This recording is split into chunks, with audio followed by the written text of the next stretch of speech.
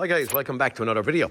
This is entwined with two others where I had a diagnosis of what was wrong with this car. Was part one. Part two was me doing the timing chain, have a gearbox fitted back in and a new chain sitting on. But while I was in there, I discovered that I had some issue with a cam box in there because I had, when I'm rotating the exhaust camshaft, I'm getting pressure point, and then a whole heap of movement, if that makes sense. So I should have 4 pressure points equally placed to open 4 sets of exhaust valves. Now, where am I at now? I actually fitted my new time chain on the bottom, put my gearbox back in, all bits and pieces sealed up, but I left the top disassembled in order to get the engine hanging again rather than having anything up here in my way. And that's what I'm trying to avoid here. So, knowing I have something wrong up top, I'm hoping it's not valves. I'm hoping that we just have a cam lobe or a rocker after braking or something in here, but there is definitely something wrong which is inhibiting me from moving forward and reassembling the top side of it. Now, what is today's video about? Today's video is quite simply about trying to remove our cam box off the top, injectors, cam box, fuel filter lines, stuff like that. It doesn't seem to be too bad. I don't have too much stuff in my way up top, but in saying that, I have a lot of fuel pipes and all this kind of stuff. So I'm just after disconnecting that fuel line there. I'm after disconnecting this fuel line there. If anyone is querying, that little silver tab pulls out the way, and then when it does, you can press in these 2 legs here with the same kind of a clip over here. Just had to think about it to get it off. What I'm hoping to do is to get some room in here, get injectors up, hopefully get a cam box off, and then figure out what the heck is going on in here. I have my locking tool still remaining on the crank sitting over here, which is going to hold the bottom end in a position where we want it. And then once I disassemble and hopefully find something wrong in here, and hopefully it's not valves, that it's going to be cam box related, rocker related, and I'm going to be able to reinstate my cam box. And then once I reinstate my cam box, at that stage I will do my timing up here. Now, that chain that I have sitting in there is just hung to one side, sitting on the actual gear down there. Now, I don't have the tensioner in here, in the tensioner guide or whatever we want to call it at this point, but I do have a very, very light, what do I call it, sliver of sealer in 2 spots on the chain that's sitting down here, just like a little spreading of jam on toast. It's just a little sliver just to hold it in place down there with my mark in place. I'm not really concerned about my marks on the chain. I just need my engine in the right place. The engine or the chain can fit in any position once my engine is right. Now, the bottom end, as I said, is right with the locking tool over there. All I have to do at this point in time is get the top off it, find out what's wrong, reinstate it, and then in theory I'm rolling on with my chain in place, going to put on my locking tools up top once I find the damage, and can fit or refit the chain back on thereafter, and the tensioner in here, which is relatively easy. It's only a plunger sits in at the back to hold the actual chain in place down there. So that's what I'm at today. I'm going to get off some of these fuel lines, going to get in, try and get up injectors and see how awkward this is going to be to get the top end off of it, and that will derive whether we have damage in there or not for me once I get a visual on it. 1, 2, 3 bolts holding down the fuel filter, little block connector on it, little injectors, leak back pipes pop up, pull up that little center piece. I've actually taken off 1 or 2 of them there because they were actually going to get lost on me. I believe one of them fell on the ground. So just be careful with them injector pipes that they don't break. That's going to get a couple of fuel lines out of our way, try and get off the rest of the wiring loom, and then the injectors. Bolt in here, little heat shield sits on here, 1, 2 size 8s, and that 13 that we took off there a second ago gets off that bracket. Bracket is going to be shown over there. Then there's 6 or 8 bolts in this actual little bit of a rocker cover. Off that comes our PCV valve, whatever we're going to call it. Are we going to get to see anything in there? Not really. If we had the injectors out of it now, we'd be getting close on getting this cam box off. And I'm going to get off that oil filler cap, little size 8 bolt, 4 of 8s actually in the injectors. Hopefully the injectors will come up with it relatively easy. I'm going to get out that fuel rail, and fingers crossed we're getting close. Thank goodness that the injectors come out nice and handy, or relatively easy anyway. A little bit of a wiggle and waggling, but nothing too exciting. I have 8 or 10 or 12 bolts, whatever it is, around the cam box taken out. I have to remove this little bit of a throttle body, 2 bolts holding in a PCV valve pipe, bolt sitting in there, bolt sitting in there, and then 2 sitting at the front. Hopefully that's going to it's starting to come loose for me anyway. Better disconnect this differential pressure sensor off it, and hopefully then I'm going to be very close to the box out. 5 bolts run along the middle, a push and a pop, and up we are coming. Okay, right, we're going to get this thing off. Need both hands because of a wire and loom running across my way. And we'll get our first visual on this thing. Voila, he says. Okay, we have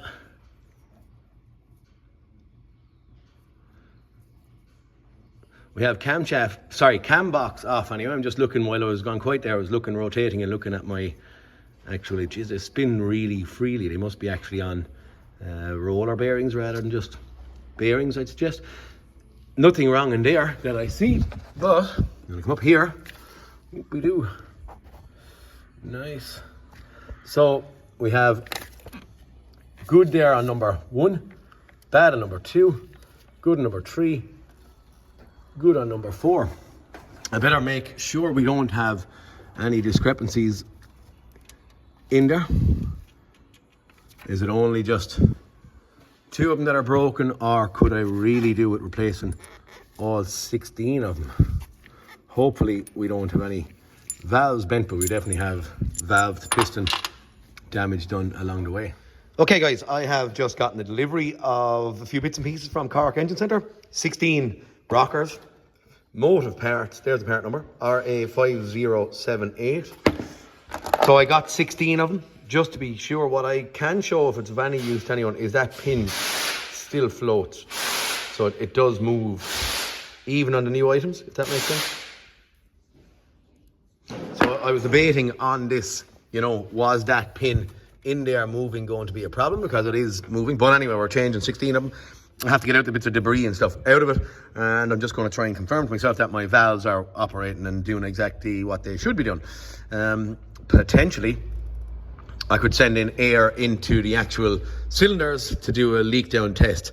Don't know where we're at, because I don't want any engine rotating when I have, it can't actually, I suppose. Yes, I have the locking pin still in the crank, so it can't store. Yeah, I can do a leak down test then, we're happy out.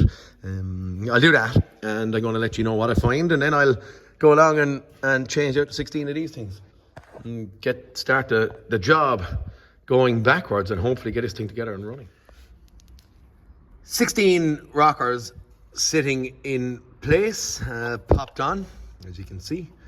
All of them replaced. A nice new gasket sitting in there, and I also have, if you can see, is 4 new injector washers sitting down inside in the actual injector holes. Rocker cover, cam box, sorry, whatever we're going to call it, is ready to be reinstated. I have a new gasket gone in place, as you see the old one there. Time to sit it down, squeeze the top, or at least put the top back together, and then, yeah, it's back onto our timing chain. At this stage, guys, just be careful when you're sending in the cam box. I have to go in around the wiring loom. So, with it being a little bit tight, yeah, you have to just be careful that you don't knock any of the rockers out of place. And I don't know if I even said this. I have gone around the top of the actual cylinder head in detail with a magnet, trying to get all the bits and pieces that broke off out. And we have little ball races, these little yokes that were all over the place, but I have every one of them, I believe, gone out of it. I didn't count them, but I have in detail gone in, sticking the little magnet at the holes and stuff. But that's it. Just be careful with your rockers when you're sitting it back in, that you're not going to snag any of them and have them all, you know, roughly not in place. Now, I also have gotten off the pulley off of this side over here, and the only thing I'm going to say is that roughly, I'm just sitting it down now on it in a second, but roughly the pins 12 o'clock on the exhaust camshaft. The other one then is going to be around 11 o'clock or so. And once I just kind of sit it down there, I will start getting on my locking tools and start getting my bits and pieces lined up or timed up where they should be. But for now, it's a case of just, yeah, put it 11 o'clock, 12 o'clock, and then we're going to sit it together. Cam box is on, squeeze down, just a visual on our locking tool sitting on the 2 camshafts at top. You can see our pin here at 11, you can see our pin here at 12.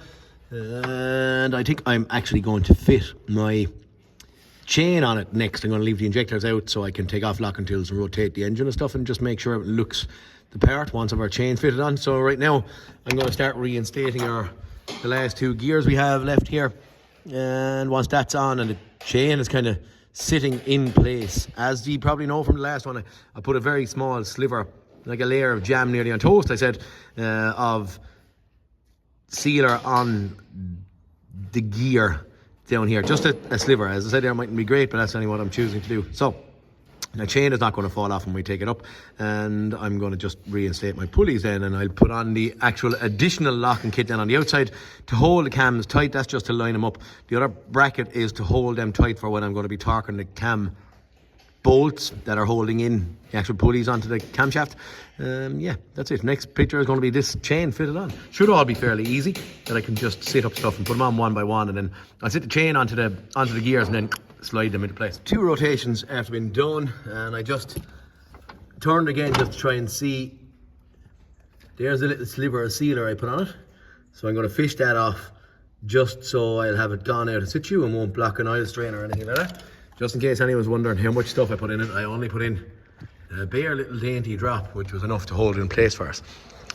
Happy enough, engine spins, all seems to be doing what it's doing. I'm going to start getting on covers and start reassembling some top stuff. I have my injectors reinstalled, have my little bit of a rocker cover.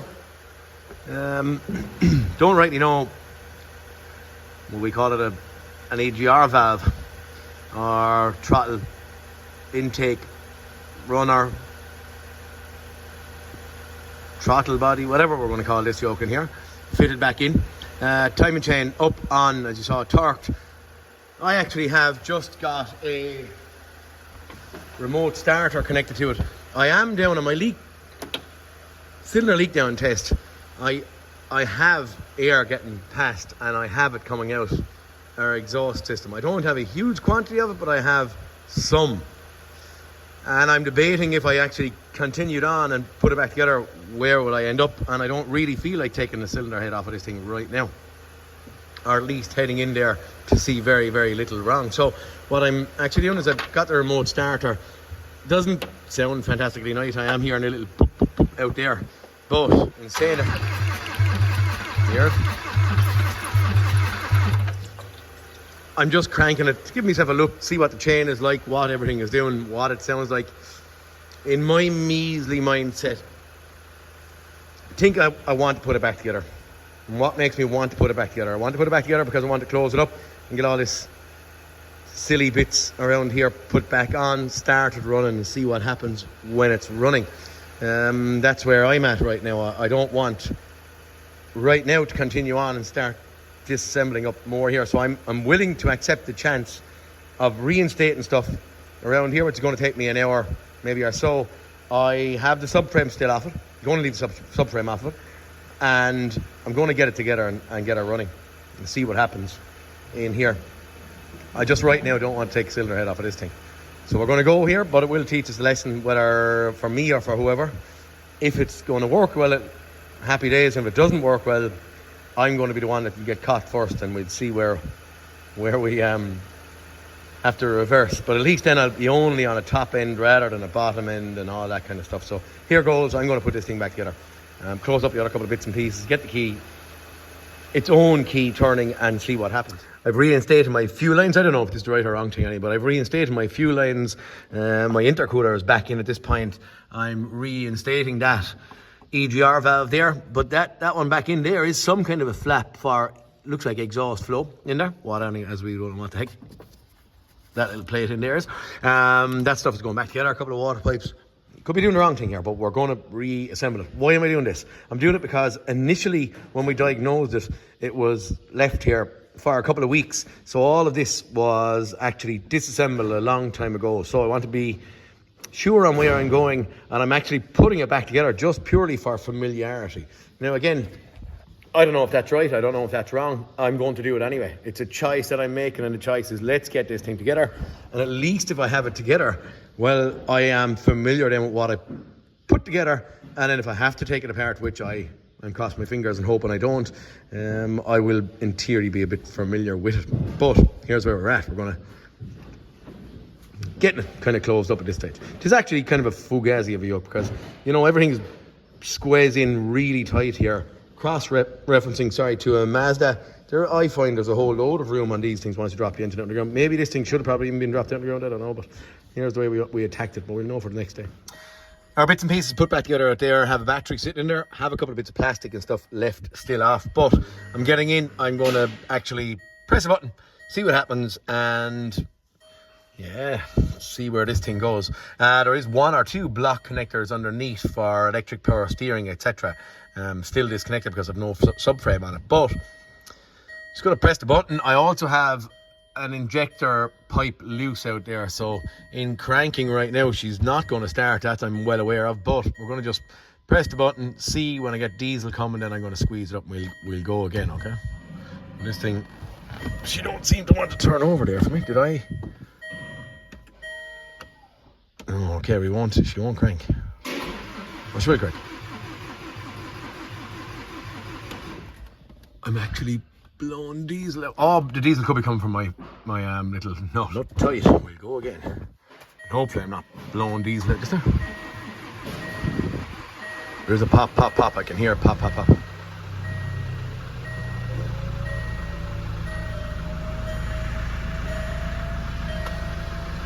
A whistle from a turbo also while we're running.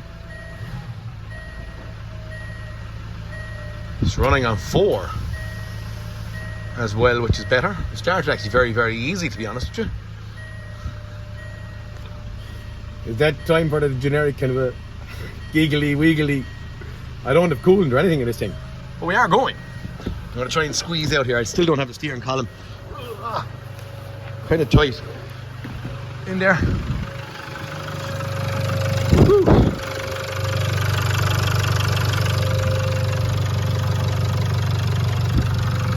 I don't have these bits of stuff in there, but we're up and running, and we're running on 4 of these things. Whippy do. Woohoo! Time to start putting a few bits and pieces together. I just had to take a chance on it. It didn't feel nice, but then it was after getting valve piston damage, so I was just go forward. Anyway, at this point in time, we're stuck together. We'll turn the key off and put a few more bits. Time for a subframe to go back on after been running for 10-15 minutes. Everything sounds good. I dropped it down with the steering rack on it, so the column was disconnected, and then she came. Big long neck on it now, in all fairness, which is a bit awkward to get in and out there, but in saying that, it's probably the easiest way. At least you don't have anything hanging in your way. Time for it to go back up, add blue injectors. We have an exhaust temperature sensor and 1 or 2 things off, but that's it. She's heading back up on her. I've actually two transmission jacks is what I'm bringing it up, okay? Heavy lump of yoke, actually. That thing. That says about 70 or 80 kilos. Okay, we have the undercarriage reassembled. We have subframe, steering rack, tracker ends, all that kind of stuff reconnected, under tray and all back on it. Temperature sensors, any other bits and pieces, electric power steering rack connected. And all I'm going to do now is drop her down, get her running, and maybe do another mile or 2. Now I have 1 or 2 little items, but I'm complete on the top. But outside of that, I think I am, well, on the home run, as the man would call it. So, yeah, we're getting there. Okay, guys, that is going to be that. I have been out for a test drive. I have had a soft tyre, coolant level. I still have invalid data sent from Gateway A, permanent in powertrain control module, but I'm not, at this point in time, going to worry too much about that. Why so? Purely just because it could have been in there primary to me working on the car. So all I'm doing is just showing you that we are up, we are running, and it is driving as it's meant to be at this point in time. Yeah, what do we do? Or what do we even say about this one? I'm going to suggest, I suppose, number 1, I'm glad that this thing is back together. Number 2, I'm glad we didn't have valves bent or any of that kind of stuff. Number 3, I suppose for anyone else, I have seen this on several occasions where the design of these engines are going to break rockers. Not the ingenium engine, but you know, lots of engines I've encountered recently, because of valves being kind of nearly straight down versus in at an angle, when they get a thump, they just break the rockers on top. But we are up, we are running, we are going on 4 cylinders. Glad to have this at the back of me. Going to do a couple of miles, going to get it in and verify that everything is okay. We're not losing coolant, we're not losing or leaking any oil.